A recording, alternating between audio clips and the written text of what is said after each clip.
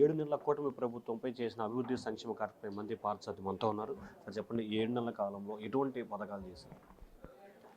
Super సిక్స్లో చాలా కార్యక్రమాలు అమలు చేసాం 6 నెలల్లోనే.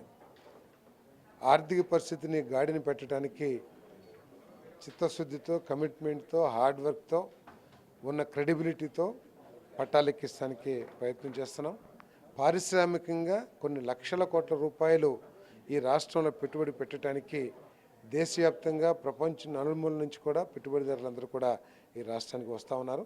మరి అంతేకాకుండా ఎన్టీఆర్ భరోసా కానివ్వండి, లేకపోతే 3 సిలిండర్లు ఉచితంగా ఇవ్వటం కానివ్వండి, లేకపోతే అన్నా క్యాంటీన్లు కానివ్వండి, ల్యాండ్ టైటిలింగ్ యాక్ట్ రద్దు చేయటం కానివ్వండి, ఇవన్నీ కూడా ప్రజలకి ఆనందం, సంతోషం, నమ్మకం కలిగించే కార్యక్రమాలు. సార్ భవిష్యత్తులో ఎటువంటి కార్యక్రమాలు అంటే తల్లికి దీవెనకు సంబంధించి కానీ రైతు భరోసా అలాగే డిఎస్సీ ఇవన్నీ ఎప్పుడు చేయబోతారు?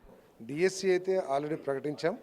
ఇంకా ఎక్కువ మంది అభ్యర్థులకి ఎలిజిబిలిటీ కలిగించడం కోసం కొంత సమయం తీసుకున్నాం.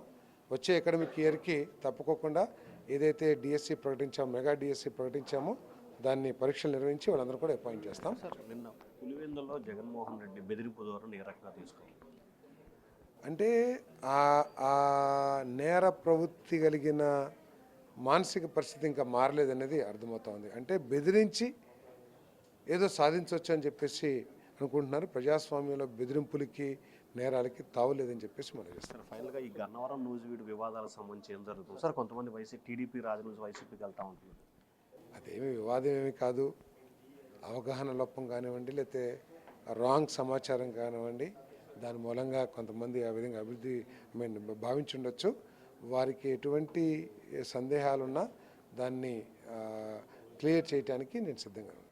సో ఇది మొత్తం మీద చూసుకుంటే ఏదైతే ముఖ్యంగా 2 నియోజకవర్గాల మధ్య జరుగుతున్న మైనింగ్కి సంబంధించి కేవలం అది అవగాహన లోపమే తప్ప ఎక్కడ కూడా ఎటువంటి వివాదం లేదు. కానీ ప్రస్తుతానికి సంబంధించి కూడా ఈ 2 నియోజకవర్గాలు ఎటువంటి విభేదాలు లేవు.